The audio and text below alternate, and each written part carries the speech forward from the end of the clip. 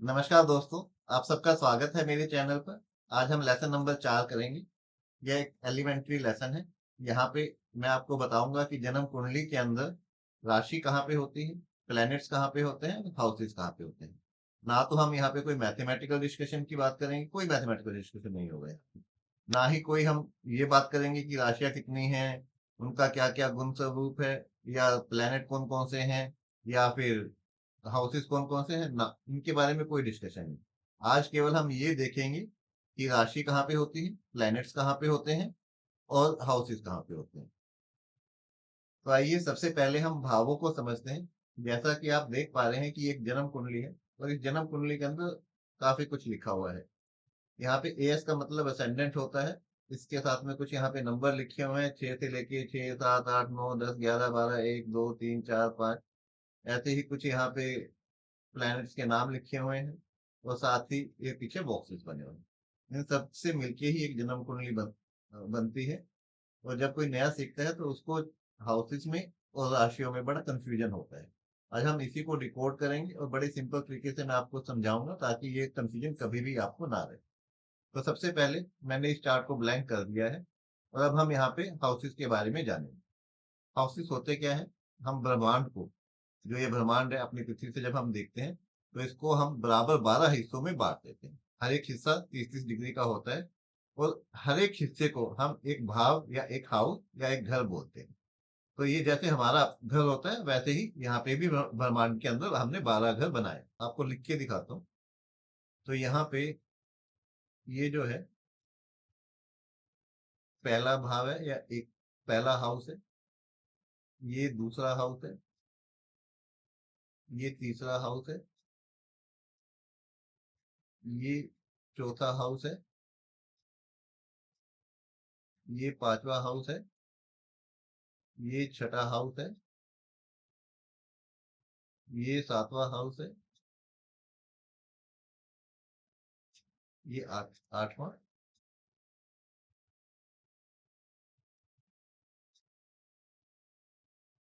नौवां, 10वां, 11वां और ये 12।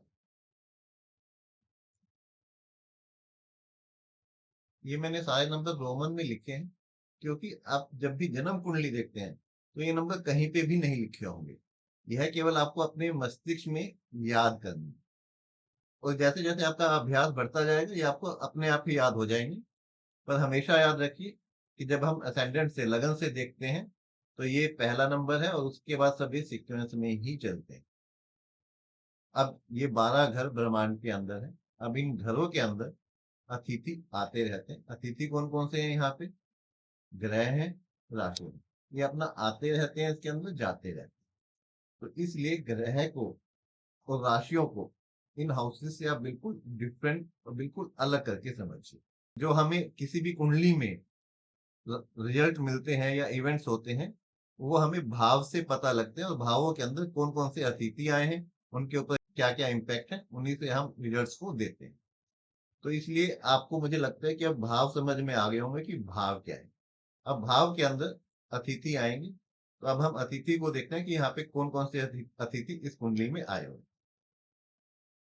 तो हम सब अब देखते हैं सबसे पहले राशि के बारे में। तो अगर आप यहाँ पे देखें तो इसके अंदर एक नंबर भाव में, एक नंबर भाव कौन सा था? ये वाला। तो इसमें कौन सी राशि आई हुई है? ये जो नंबर लिखे हुए हैं ये राशि। तो यहाँ पे आई हुई है 6 नंबर राशि। अब 6 नंबर राशि क्या है? 6 नंबर राशि कन्या राशि होती है, विर्गो बोलते हैं इंग्लिश में। यह राशि मतलब इन सबके नाम है, बट जैसे जैसे आपकी प्रैक्टिस होती जाएगी तो हर एक राशि को एक नाम नंबर दिया हुआ है ताकि हमें पता है कि 6 नंबर virgo, 7 नंबर तुला, 8 नंबर वृश्चिक, 9 नंबर धनु। तो ऐसे हम सबको जितने भी ज्योतिष लोग हैं उन सबको पता है कि इसका नंबर का मतलब क्या है। आप लोगों का भी अभ्यास हो जाएगा तो आपको भी याद हो जाएगा। तो यहाँ पे हमें पता लगा कि पहले भाव में 6 नंबर आया हुआ है, मतलब कि 6 नंबर राशि आई। अब उसके बाद हमें एक नंबर पता लग जाए तो उसके बाद सभी राशियां फिर तिक्रमत में ही चले। तो इसमें कौन सा आएगा? 7 नंबर, फिर 8 नंबर, फिर 9 नंबर, फिर 10 नंबर, फिर 11, फिर 12, फिर 1, 2, 3, 4, 5। इस तरह से आप देख सकते हैं, यहाँ पे लिखा भी होगा, सेम मैंने यहाँ पे रिपीट किया, बट अब आपको भाव और राशियों का बिल्कुल अलग से डिफरेंस समझ में आने लग गया होगा। अब हम चलते हैं ग्रहों को देखते हैं। तो यहाँ पे जो ये लिखे हुए हैं बड़े बड़े बोल्ड अक्षरों में, ये सब ग्रह हैं। तो एक तो भाव के अंदर राशि आई, दूसरा कौन से आए, दूसरा क्या आएंगे, प्लैनेट्स आएंगे, ग्रह आएंगे।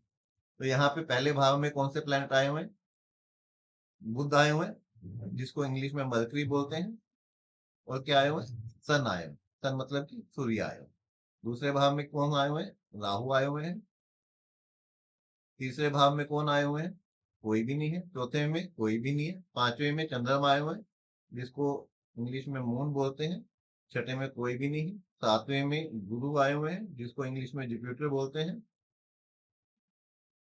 उसके बाद आठवें में केतु आए हुए हैं। नौवें में कोई भी नहीं है। 10वें भाव में मंगल आए हुए हैं।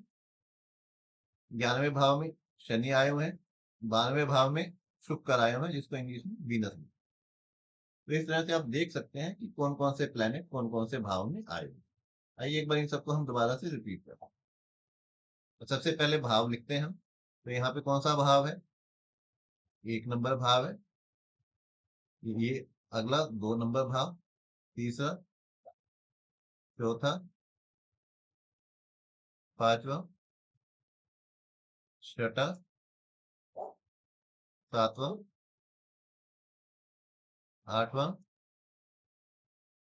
नौवां, 10वां, 11वां, 12वां। तो आपको बड़ा क्लियर पता लग रहा है कि भाव कौन कौन से हैं। अब इस भाव में कौन कौन से अतिथि आए हुए हैं, कौन कौन सी राशि आई है, पहले हम राशि। तो पहले भाव में राशि 6 नंबर आई हुई है। अगर हमें ये पता लग जाए कि लगन में कौन सी राशि आई हुई है, पहले भाव में कौन सी राशि आई हुई है, तो हमें बाकी राशियों का सीक्वेंस ही लिखना है। उसके बाद ग्रह कौन कौन से आए हुए हैं। तो ग्रह यहाँ पे इस राशि में बुध और सूर्य। 2 नंबर भाव में राहु। 5वें भाव में मून। 7वें भाव में गुरु। 8वें भाव में केतु। 10वें भाव में मंगल। 11वें भाव में शनि। 12वें भाव में बुध। अब आप ये बड़ा क्लियर डिफरेंस समझ पा रहे होंगे कि ग्रह, राशि और हाउस, ये तीनों बिल्कुल अलग हैं। एक हाउस के अंदर, एक भाव के अंदर ग्रह और राशि आते हैं और अपना इम्पैक्ट, अपना रिजल्ट देते हैं। रिजल्ट कैसे देते हैं, ये आप आगे के अध्याय में पढ़ेंगे। आज के लिए इतना है। तो मुझे लगता है कि आपको समझ में आया होगा। और अगर आप कहीं भी कोई कंफ्यूजन है तो मुझे कमेंट्स में लिख सकते हैं या मुझे फ़ोन भी कर सकते हैं। तो मैं, आपको ये समझ में आना चाहिए, क्योंकि जो आगे आने वाले लेक्चर होंगे उसके लिए बड़ा ज़रूरी है कि आप सबको यह समझ में आए। धन्यवाद।